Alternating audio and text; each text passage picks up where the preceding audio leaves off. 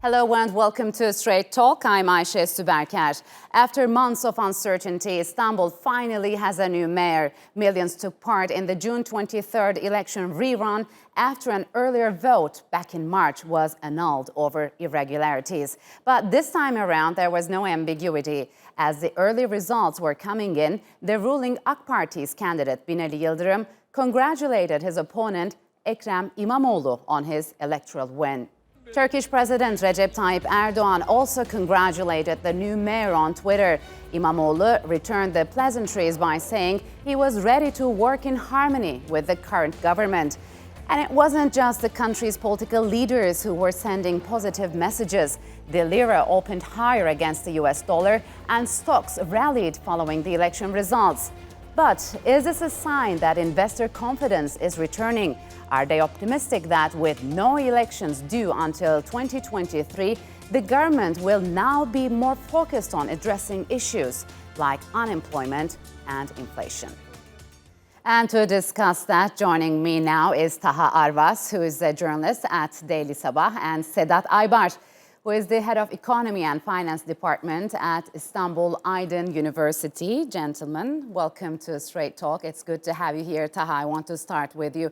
The Turkish economy hasn't been in the best of its shapes for various reasons, but now we have a 4-year span until next election. So what should be expected? What kind of policies we're going to see in local and national level between that time?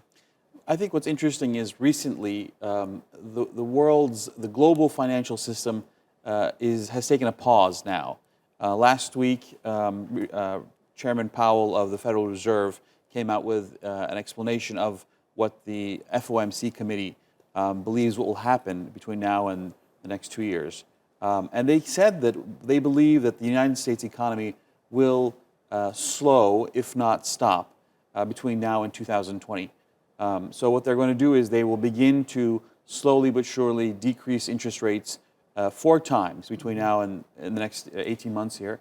And this has brought a breath of fresh air, frankly, for both the Turkish economy and for other emerging markets. So what kind of measures are to be taken for Turkish economy in the short run? So many things. Turkey is a very important country. It's very strong. It has a lot of economic power, but it is dependent on the global financial market. So that's essentially what I was referring to. There are steps that Turkey can take and is taking, but more important than Ankara's policy, absolutely, is what comes out of the Federal Reserve in Washington and at the ECB level. Yeah, we're going to talk about the foreign investors' view on that. But Sedat, it was after the High Election Board's announcement of the official results, and President Recep Tayyip Erdoğan said now it is time to focus on the real agenda. What is the real agenda? Is it the economy? Is it the foreign policy issues?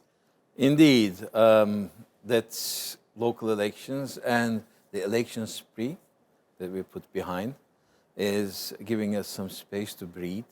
And indeed, as the President mentions, it's time to focus on the real issues, and economy is the real issue. As my esteemed friend has mentioned, Turkish economy has been going through some kind of difficulty lately, and this is in line with what is happening in the world. Now, Turkey is going to concentrate, focus on the trade war that has been going on between the United States and China, and not only that, but also with other powers as well. So in that regard, the brainstorms taking place throughout this process in the G20 and afterwards or thereabouts is very, very important for Turkey. Real issue is the economy, yes, but also real issue is democracy and rule of law in Turkey. So these are intermingling issues, and Turkey is going to concentrate on upgrading its stance within these areas, and will come up with policies that enables Turkey to deal with challenges in this region, challenges in this geography, but also challenges vis-a-vis Turkey's targets for 2023, that Turkey aims to become within the first 10 largest economies in the world. Okay, Turkish lira modestly climbed as trading began on Monday. So is this trend likely to continue? What does it tell us? I think so. I think, like I said in the earlier line of questioning, what's important here is what our other currencies will be doing. And so we see global dollar weakness recently. So it was less about the Turkish lira gaining, frankly, than it was about the dollar weakening, because the dollar weakened broadly against all other currencies with these new announcements from the Fed and other members of the committee. There are now members of the committee that are saying they would like to see a policy cut now, and that are saying we should not have delayed at the last meeting. So these are all messages to the global market. That But says, isn't it also a sign of investor confidence in Turkey's future, let's say?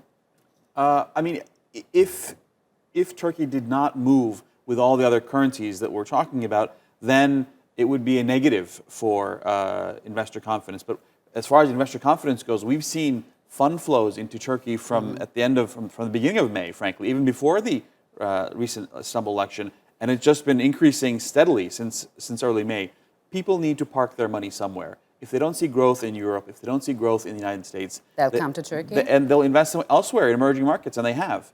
And that's why there's... Despite some international rating agencies' reports, which Sure. drew some grim pictures of Turkish economy? Yeah, I don't think any investor worth their salary waits for rating agencies to come out with reports. Other than investment grade or non-investment grade, those reports are lagging news. They are data that has been gathered in the last 3 months, 6 months, et cetera. But we're talking about now, and investors now in May and June increase their exposure to Turkish equities and bonds because they know that this is where the returns are. Okay, Sedat, so what does this election result mean for President Recep Tayyip Erdogan domestically and internationally? Okay, as we've just spoken about the real issues, the economy and politics, this election result is going to enable a central authority and a AKP government with its alliances is going to be able to help the government governing the country and dealing with some of the contentious issues within the political sphere. And this local election in Istanbul is going to help and contribute to that governability of the country. It's going to ease up tensions after this, because if you realize what happened after the election result was announced by the Supreme Election Board, Binali Yıldırım, the AKP's candidate, yes. He congratulated the winner. And also President Erdogan was so quick to congratulate İmamoğlu, and then İmamoğlu said he is ready to work in harmony with the national government. So how important is a working relation between a mayor and a national government? Istanbul is a very important city. I mean, when this has been underlined many, many times, as far as the economy is concerned, it is very important. It produces almost 1/3 of Turkey's GDP, but also in terms of employment provider, in terms of regional pool that the city has, it's extremely important for the Turkish economy. But also politically it's important because this is a kind of melting pot. Not only many cities in Turkey represented by their population that has arrived in Istanbul, but also international migration receiving city this is. Therefore, those, as far as politics and economics is concerned, Istanbul is the running of Istanbul and allying it, or putting an alliance or building a line up to the Ankara, it's extremely important for running all the country. This is, those two areas are actually, they melt down in around that collaboration that has been Turkey looking for some time. So we have to leave it here. Gentlemen, thank you for joining me on Straight Talk. Thank you. Thank you. In mid-June, Kyrgyzstan and Tajikistan hosted two regional summits. that brought together many countries at odds with the West. During normal times, the meetings themselves would have passed mostly unnoticed. But Iran's President Hassan Rouhani made sure to use the platform to warn of what he called America's aggressive behavior. The meetings came as tensions were sharply rising between Tehran and Washington. Turkish President Recep Tayyip Erdogan also attended one of the meetings where his photo ops with the presidents of Russia and China were surely timed to send a message. James Kim has the details. Tensions in one of the world's busiest and most strategic waterways rise to heights not seen in years, as Iran's President Hassan Rouhani addresses leaders from China, Russia, and across the Eurasian landmass. The US government, over the last 2 years, violating all the international structures and rules and using its economic, financial and military resources, has taken an aggressive approach and presents a serious risk to stability in the region and the world. Attending the annual leaders' meeting of the Shanghai Cooperation Organization in the Kyrgyz capital Bishkek, Rouhani directly called out the US as Washington's two biggest rivals looked on. Founded in 2001 by China, Russia, and 4 former Soviet republics, the SCO expanded to 8 members in 2017 after accepting India and Pakistan. It also comprises several dialogue and observer members. Making up nearly half the world's population and around a fifth of the world's land and GDP, many have called it a potential counterweight to NATO. But for now, those figures are just numbers, as the SCO lacks the security guarantees of its Western rival. Turkey, however, lies in a unique position, being both a member of NATO and a dialogue partner of the SCO. The summit was followed by a meeting of the regional group SCO, which includes many of the same countries in the SCO. Turkish President Recep Tayyip Erdogan, who was in the Tajik capital Dushanbe for the meeting, was eager to show he had other partners to engage. The meeting came at a crucial time for Turkey, as its relations with the US hover near an all-time low. The most recent spat was sparked over the pending delivery of Russia's S-400 missile system to Turkey, which Washington calls a direct threat to the NATO alliance. And with Turkey's decades-long aspirations to join the EU having slowed to a standstill, the country's leaders have for several years flirted with the idea of joining groups like the SCO. Some voices in Turkey have echoed that call for a total revamping of the country's alliances towards the East. Turkey has very specific conflicts around itself. We have a huge security problem with the Americans, who occupy the north of Syria. We have a huge conflict in the Eastern Mediterranean, again with the Americans and the alliance that they constructed with Israel, the Greek part of Cyprus, and Greece. So these are security threats that also push Turkey towards a deeper integration with Asian countries and, of course, with the SCO. But could the SCO, a relatively new and still obscure global grouping with no clear mandate, really feel the economic and security ties that Turkey has relied on for more than 5 decades? I think it's not realistic to expect that SCO will be an alternative to NATO. It is true that occasionally Turkish leaders, and particularly President Tayyip Erdogan, have referred to SCO, but this was, I believe, mostly as a rhetorical question, and in order to basically message Turkey's partners in the West that Turkey is unhappy with some of the positions taken by those partners. For now, Ankara seems to be taking a wait-and-see approach, but the message is clear. Turkey has options. James Kim, Straight Talk. And to break this all down, joining me now is Professor Çağrı Erhan, who is the president of Altınbaş University, based here in Istanbul, and Andrei Chuprigin, who is a senior lecturer at the National Research University Higher School of Economics in Moscow. Gentlemen, welcome to Straight Talk, and thank you for joining me. Andrei, I would like to start with you. Unlike NATO, the SCO isn't a formula alliance that has security guarantees for its members. And I think its founders never intended it to be a counterweight to NATO, maybe in the short term. So is there a possibility later down the line that the SCO could evolve into something like NATO? I don't think so. Why? The main reason is that NATO's remit ends in the collective security as they announce it, while SCO is mainly directed, economically oriented alliance, which has spread its mandate also into security issues basically related to the counterterrorism operations and not the collective defense of the borders, which NATO actually propagates.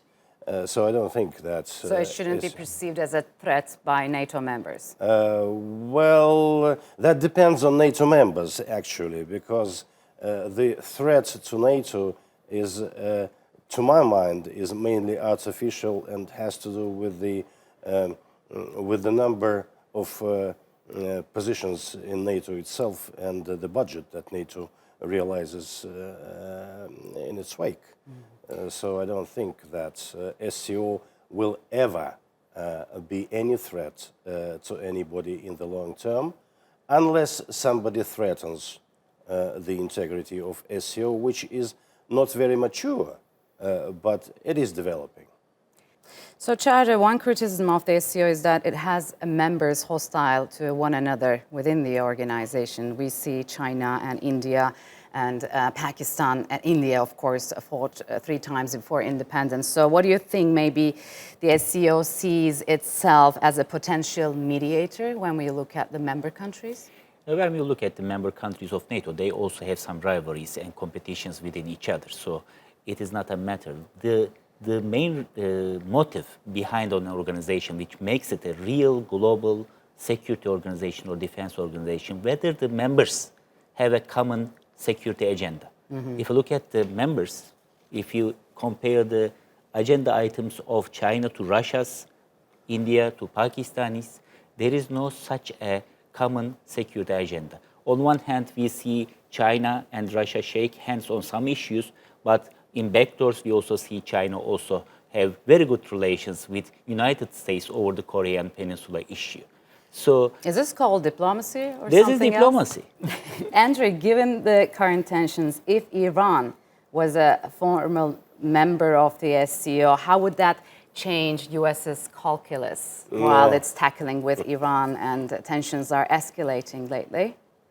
So actually, I don't see any change possible in the United States position towards Iran, because the United States position towards Iran has nothing to do with security and has nothing to do with the international politics. It has everything to do with the economics and trade priorities that the United States during this current administration implements. So as I previously said in another program, that this is the Boeing sanctions. They are not political sanctions. They are not nuclear sanctions.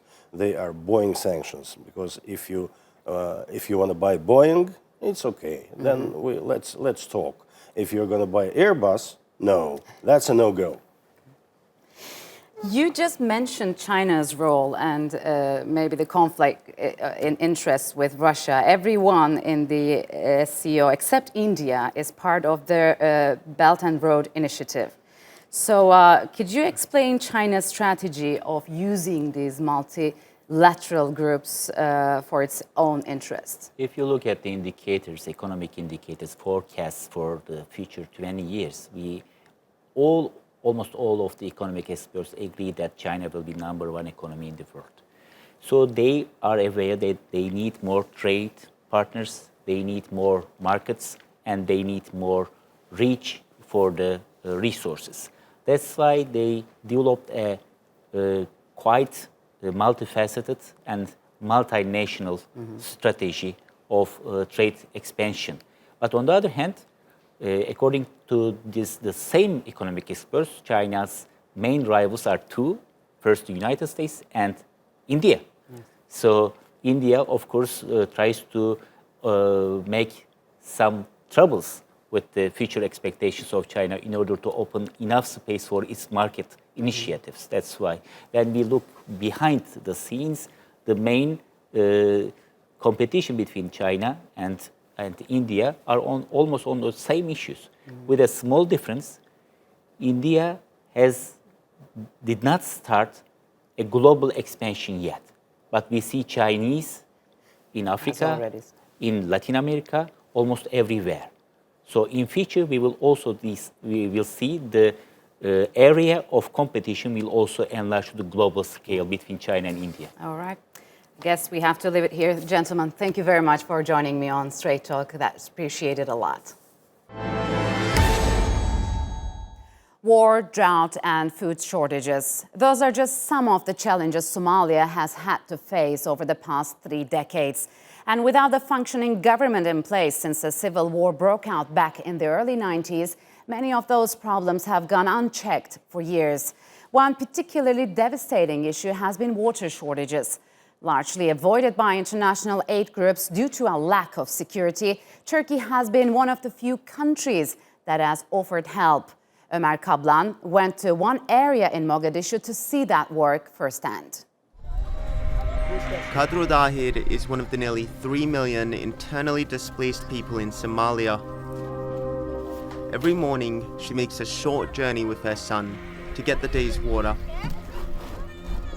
This well is just one of the 1,500 that Turkey has helped build through NGOs like Diyanet Vakfı.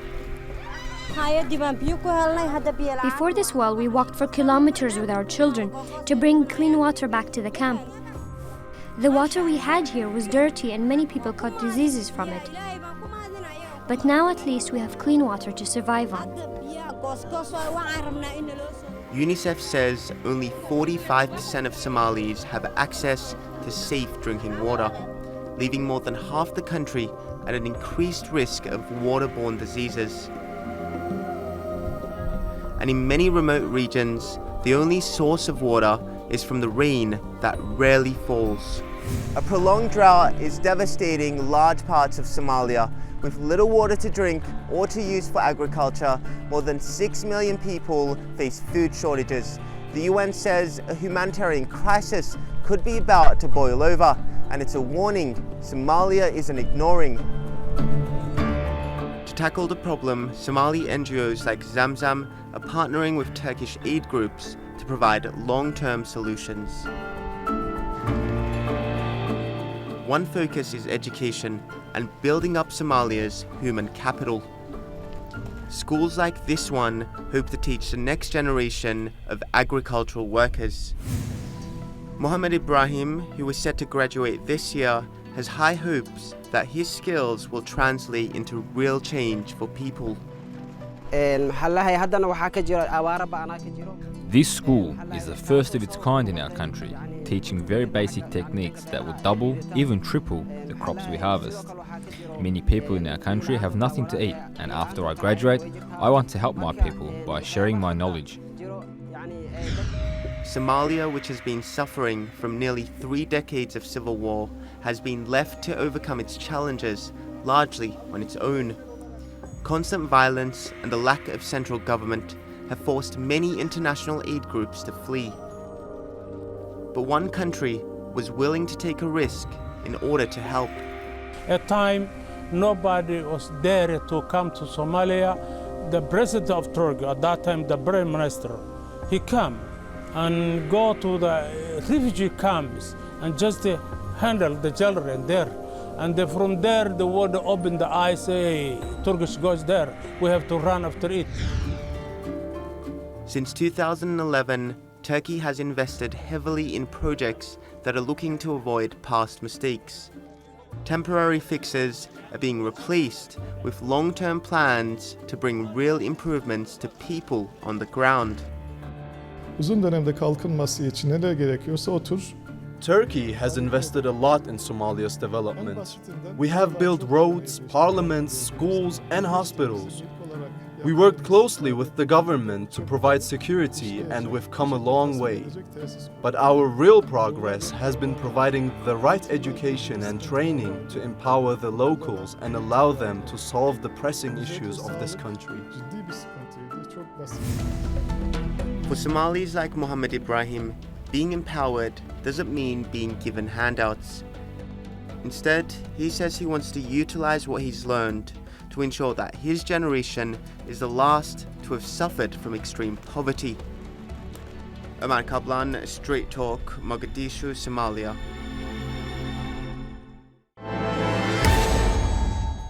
And that's all for this edition of Straight Talk with me, Ayşe Süberker. If you've got any comments, do share them with us on Twitter with #StraightTalk. Also, don't forget to subscribe to our YouTube channel. Until next time, take care and goodbye.